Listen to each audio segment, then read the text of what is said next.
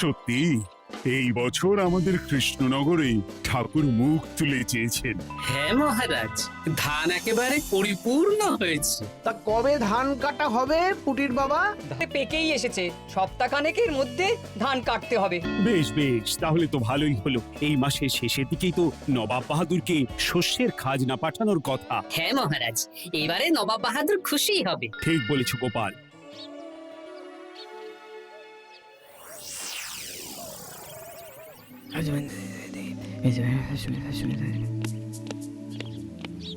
প্রণাম খাম্বাজরাজ। ওই তো কৃষ্ণনগরের মন্ত্রী চলে এসেছে। ও, এর কথাই তুমি বলেছিলে? হ্যাঁ, ওই রাজ্যের সব খবরাখবর আমায় দেয়। ইনি কে? ইনি হলেন জমিদার কেশকান্ত বর্মন, আমার রাজ্যেরই দক্ষিণ পশ্চিম গ্রামের জমিদার, আমার প্রিয় বন্ধু। নামটা বেশ অন্যরকম, কেশকান্ত। আসলে ওদের বংশ পরম্পরায় সকলের উন্নত ঘন কেশ আছে, তাই ওদের পরিবারের সবারও নামে একটা করে কেশ আছে।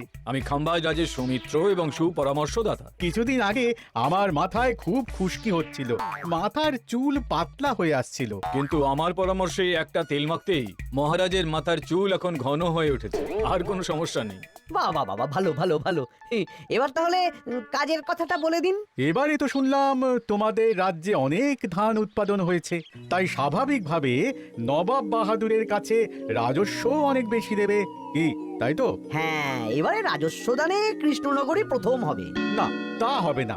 নবাবের কাছে অত ধান পৌঁছবে না, এমনকি কৃষ্ণচন্দ্রের কাছেই চাষিরা বেশি ধান রাজস্ব দিতে পারবে না। সেটা কি করে হয়? পাকা ধানে মই দিতে হবে।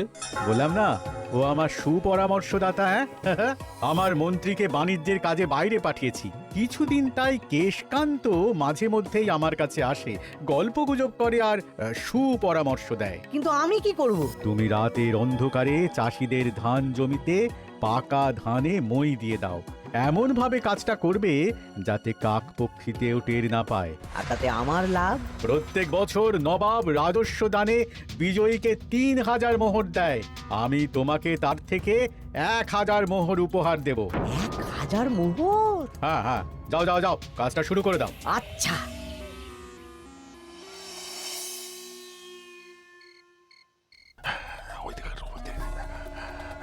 তাহলে আর দেরি কেন?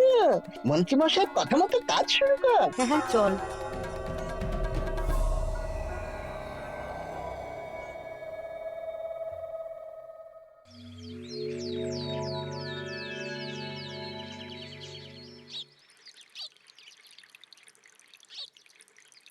এবারে তো চাষাবাদ বেশ ভালোই হয়েছে।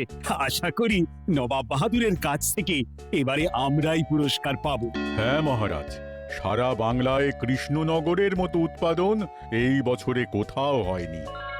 সর্বনাশ হয়ে গেছে মহারাজ, সর্বনাশ হয়ে গেছে। কি সর্বনাশ হয়েছে গো পুটির বাবা? গতকাল রাতে আমাদের সব জমির পাকা ধানে মই দিয়ে দিয়েছে। সে কি? এবার আমরা কি করব মহারাজ? কাদের কাদের জমিতে হয়েছে এসব? যেই জমিতে তাকাবেন সেই জমিতেই এই কাণ্ড। ধান ঝরে সব মাটিতে পড়ে আছে। এবার আমরা কি করব? হায় হায় হায়, এবার আমাদের রাজ্যের কি হবে? নবাব বাহাদুরকে তো জবাব দিতে পারবো না।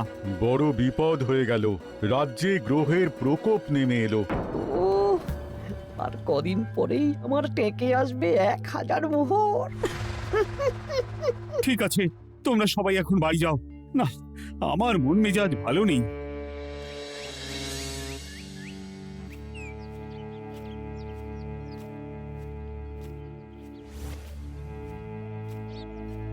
ওগো, তুমি শুনেছো কি হয়েছে? পুঁটির মা হাউ হাউ করে কাঁদছিল গো। হ্যাঁ গিন্নি, পুঁটির বাবা কয়েকজন চাষি ভাইদের নিয়ে রাজসভায় এসেছিল। শুনলাম রাতারাতি কে বা কারা চাষ জমিতে পাকা ধানে মই দিয়েছে। কত বড় সর্বনাশ হয়ে গেল বলো। কি হবে গো? কি যে হবে ভগবান জানে। বলি তুমি পারলে না পুঁটিদের একটু সাহায্য করো। হ্যাঁ, আমি মনে মনে ভেবেই রেখেছি বুঝলে, এবার বেতন পেলে পুঁটিদের বাড়িতে মাসোহারার জিনিসপত্র দিয়ে আসবো। নবাব বাহাদুরের কাছে মহারাজ খাজনা কিভাবে দেবেন? সেটাই তো বুঝতে পারছি না। আপনি এত চিন্তা করবেন না, রাজবাড়ির ভাড়ার থেকে আপাতত কিছু বস্তা ধান পাঠানোর ব্যবস্থা করুন। তারপর নবাব বাহাদুরের কাছে গিয়ে বলবেন, আস্তে আস্তে সব দিয়ে দেবেন মহারাজ। তাই করতে হবে, তাছাড়া তো আর অন্য কোনো উপায় দেখতে পাচ্ছি না। কিন্তু এবারে আর আমাদের মান রক্ষা হবে না। দেখি দু একদিনের মধ্যেই যতটা সম্ভব ভাড়া থেকে ধান পাঠানোর ব্যবস্থা করব।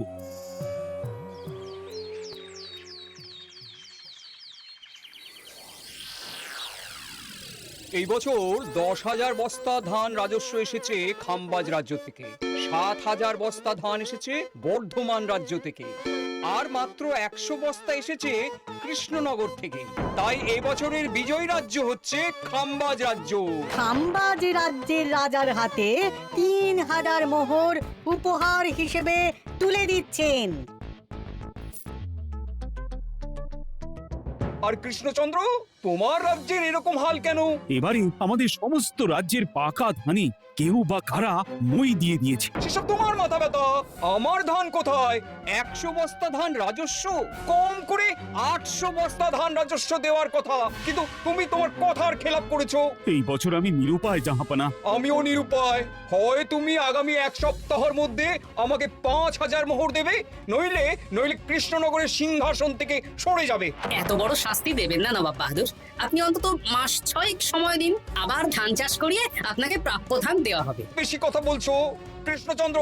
তুমি 5,000 নয়, 6,000 মোহর 1 সপ্তাহের মধ্যে দেবে। বেটা গোপাল বেশি পাকা, অত কথা বলতে কে বলেছিল?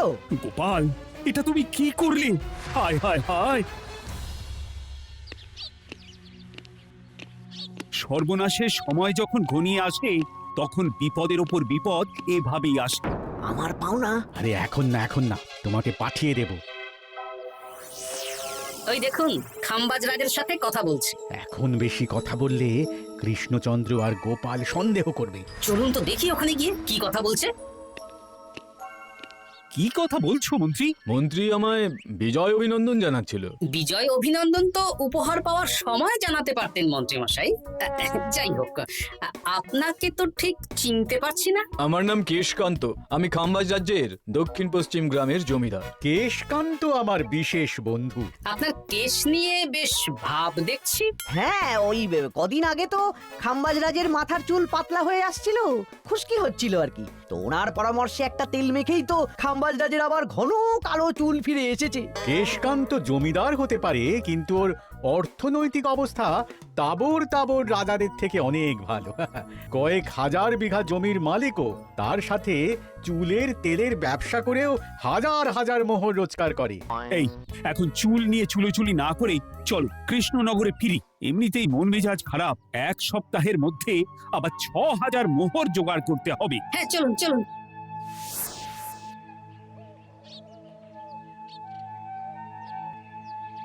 আচ্ছা মন্ত্রীমশাই, আপনি এই কেশকান্ত জমিদারের ব্যাপারে এত কিছু জানলেন কি করে? ওনার সাথে তো আমাদের আজই প্রথম দেখা। হাওয়ায় কত খবরই ভেসে আসে, সেরকম আমার কানেও এসেছিল। এসব বাদ দাও। গোপাল, মন্ত্রী, দুজনেই ভাবনা চিন্তা করো কিভাবে 6,000 মোহর জোগাড় হবে। পাকা ধানে মই পড়লো, এখন আবার এত বড় বোঝা। আমার কাছেও মহারাজ বেশি অর্থ নেই, সব মিলিয়ে মিশিয়ে ওই 150 থেকে 200 মোহর মতো আছে বাড়িতে। যদি বেশি থাকতো আমি আপনাকে নিশ্চয়ই সাহায্য করতাম মহারাজ। তাও করতেন কিনা সন্দেহ। তুমি চুপ করো। মন্ত্রীমশাই ওই লোকটাকে জানলো কি করে? এই লোকটাকে তো আগে দেখারই কথা না। না, ব্যাপারটা নিয়ে ভাবতে হবে। চলুন চলুন।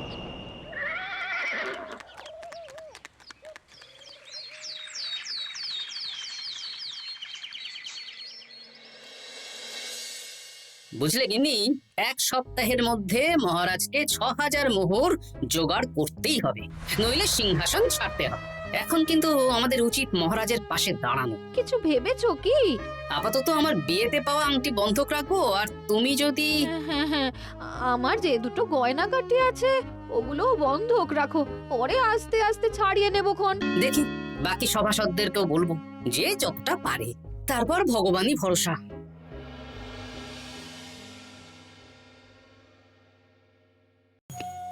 আপনি এত চিন্তা করবেন না মহারাজ। চিন্তা না করে কি আর কোনো উপায় আছে? সিন্ধুকে যা আছে তা দিয়ে 3,000 মোহর হয়ে যাবে, কিন্তু তারপর আর কি করব? এবার কি নিরুপায় হয়ে জায়গা জমি বিক্রি করতে হবে? কিছু একটা করতেই হবে। আপনি গোপালকে একবার বলে দেখুন, প্রত্যেকবার যখনই বিপদে পড়েছেন তখন গোপালই আপনাকে বাঁচিয়েছে। দেখি আগামীকাল রাজসভা শুরু হওয়ার আগে গোপালের সাথে ব্যাপারটা নিয়ে আলোচনা করব।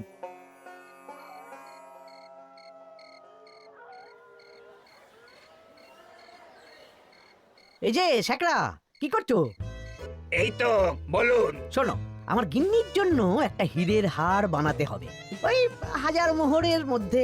1000 মোহরে তো হীরের নাক, কান, গলা, হাত, পা সব গয়না, এই সব গয়না হয়ে যাবে মন্ত্রী মশাই। তাহলে বানাও, এই নাও 1000 মোহর। ওরে বাবা, মন্ত্রী মশাই 1000 মোহর? এই মন্দার বাজারে এত মোহর কোথায় পেলেন? গতকালই তো বললেন আপনার কাছে 150 থেকে 200টা আছে। সে যেখান থেকেই পাই, তাতে তোমার কি? না, আমার কিছু না। শ্যাকরা, আমি কয়েকটা গয়না বন্ধক রাখবো। দেখি কি আছে। এই সব মিলিয়ে এতে আমি 15 মোহর দিতে পারবো। বেশ, তাই দাও। আমি আমি ধীরে ধীরে শোধ করে গয়নাগুলো ছাড়িয়ে নেব। হ্যাঁ, মন্ত্রীর ব্যবহারগুলো বেশ সন্দেহজনক লাগছে। দেখি, গুপ্তচরকে কাজে লাগাতে হবে। মন্ত্রীর পিছনে ছায়ার মতো লেলিয়ে দিতে হবে।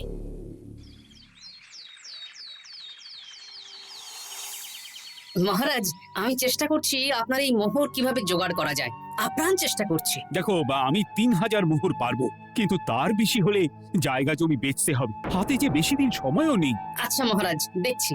তবে মন্ত্রী মশাই চাইলেই আপনাকে 1000 মোহর দিয়ে সাহায্য করতে পারতেন, কিন্তু উনি তা না দিয়ে ওনার গিন্নির গয়না বানাচ্ছেন, হীরের গয়না। এ কি, মন্ত্রী তো কালকেই বলল ওর কাছে 150 থেকে 200 মোহর আছে মাত্র। 1000 মোহর কোথা থেকে পেল? সে উনিই জানেন। তবে তার খবর খুব তাড়াতাড়ি আশা করি পেয়ে যাব মহারাজ।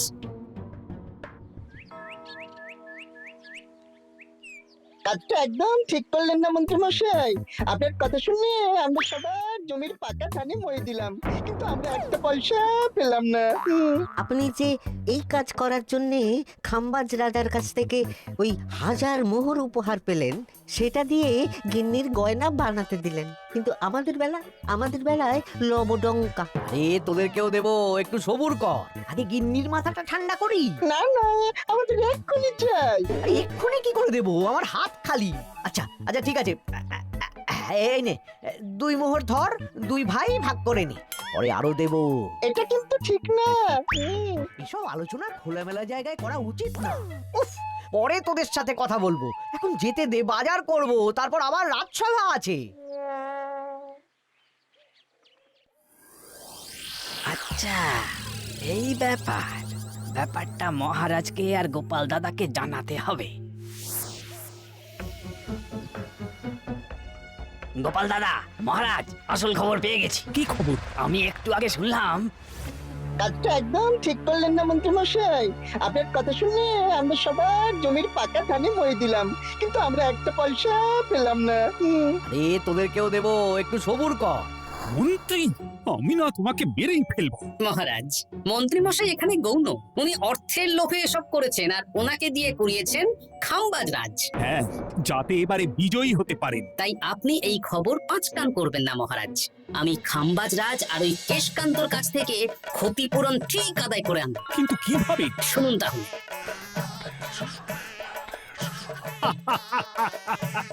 দারুণ বুদ্ধি। তাহলে এখন আসি মহারাজ, কাউকে কিচ্ছু বলার দরকার নেই।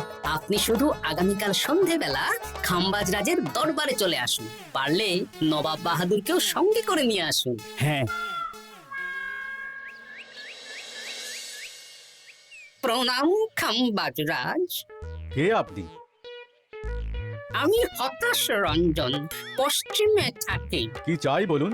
কিছু চাই না, তবে একটা কথা শুনলাম তাই বলতে এলাম। কি কথা? আমি শুনলাম মহারাজ আপনার মাথার চুলগুলো সব নকল। আমার এত সুন্দর চুল সব নকল? ফাজলামো হচ্ছে। আমি যদি প্রমাণ করে দিই আপনার চুল নকল, তাহলে কি? তাহলে আপনি আমাকে 100 মোহর দেবেন, আর প্রমাণ না করতে পারলে আমি আপনাকে 100 মোহর দেব। বেশ, দেখো, এক্ষুনি দেখো, আমারই তো 100 মোহর লাভ হবে। এখন না, আজ সন্ধ্যেবেলায়। বেশ বেশ, তখনই এসো। এবারে জমিদার কেশকান্তর বাড়ি যেতে হবে। জমিদার মশাই বাড়ি আছেন? কে মশাই আপনি? না, আমি হতাশ রঞ্জন, পশ্চিমে থাকি। আমি বিশাল ক্ষমতাশালী লোক। কিসের ক্ষমতা? আমি রাজরাজাদের মারধর করি, চুল ধরে টানি, শাস্তি দিই। এসব কি উল্টোপাল্টা বলছেন? খাম্বাজ রাজ আপনার বন্ধু না? হ্যাঁ, প্রিয় বন্ধু। ওনাকেও আমি আপনার সামনে চুল ধরে টানবো, কিন্তু উনি কিচ্ছু করতে পারবেন না। উনি আপনাকে শুলে চড়াবেন। কিছুই করতে পারবেন না। বললাম না, আমি বিশাল ক্ষমতাশালী লোক। বিশ্বাস হচ্ছে না তো? তাহলে বাজি ধরুন, 10,000 মোহরের বাজি। 10,000 মোহরের বাজি? হ্যাঁ, আজ আমি খাম্বাজ রাজের রাজবাড়ি যাব আর আমার শক্তি প্রদর্শন করব। ওনার চুল ধরে টানা হেঁচড়া করব, ওনাকে আহত করব, কিন্তু উনি আমাকে কিছুই করতে পারবেন না। বেশ, রাজি। বাজি 10,100 মোহর দিতে পারবেন তো? হ্যাঁ, আমি বাজি হারলে আপনাকে দেব 10,100 মোহর। দরকার হলে ওই কাগজে কলমে লিখিত পরিত করে নিন। বেশ, তাহলে তাই হোক। কিন্তু হ্যাঁ, একটা কথা, আমি শক্তি প্রদর্শন করার আগে থেকে প্রক্রিয়া চলাকালীন সময় পর্যন্ত আপনি খাম্বাজ রাজের সাথে কোনো কথা বলতে পারবেন না। বেশ বেশ।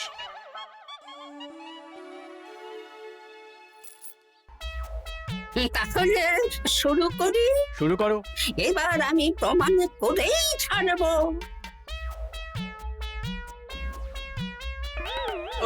আরে লাগছে লাগছে বাবারে, লাগছে এই সেরেছে। লাগছে এ তো সত্যি সত্যি চুল ধরে টানছে। লাগছে লাগছে বাবারে, বাবা। ওরে বাবা রে বাবা, কি শক্ত! এ কি, খাম্বাজরাজ কিছুই তো বলছেন না। তাহলে কি আমি হেরে গেলাম? না না খাম্বাজ রাজ, আমার ধারণা ভুল। যা শুনেছি তাও ভুল। এবার বিশ্বাস হলো তো? দাও দাও, এবারে 100 মোহর দাও। দিন কেশকান্ত মশাই, আমাকে 10,100 মোহর দিন। এ কি, ও তোমাকে 10,100 মোহর কেন দেবে? ওনার সাথেও তো বাজি ধরেছিলাম। কি বাজি? আপনার এখান থেকে বেরিয়ে এবারে দিন তো দেখি, সব কাগজ কলমে লেখা আছে। এই নাও। হায় হায় হায় হায়। সাবাস গোপাল, সাবাস, তুমি আমার মুখ রক্ষা করেছো। গোপাল, কৃষ্ণচন্দ্র, নবাব বাহাদুর, আপনারা? হ্যাঁ, আমি গোপাল। এটা ছাড়া আর কোনো উপায় ছিল না খাম্বাজ রাজ। আপনি আমাদের মন্ত্রীর মাথা খেয়ে যে জঘন্য কাজটা করিয়েছেন, সেটা তো আর প্রমাণ করতে পারতাম না। তাই ছলে বলে কৌশলে আপনার প্রিয় বন্ধুর কাছ থেকে আদায় করে নিলাম। হ্যাঁ? হ্যাঁ নয়, হ্যাঁ।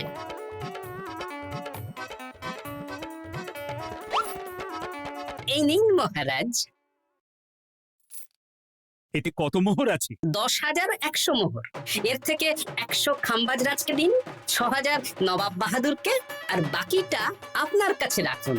এত ধান নষ্ট হলো। কৃষ্ণচন্দ্র আমাকে সবটা বলেছে, আর ওর মন্ত্রীকেও নিয়ে এসেছি। ধোলাই খেয়েই সব বলে দিয়েছে। এই কে আছো? কৃষ্ণনগরে মন্ত্রীকে নিয়ে এসো।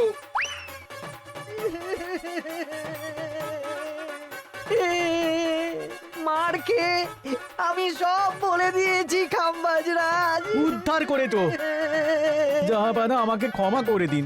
এর কোনো ক্ষমা নেই, তোমাকে আমি কারাগারে বন্দি করব। হায় হায় হায়, সামান্য টাকার লোভ করতে গিয়ে পুরো মাঠে মারা গেলাম।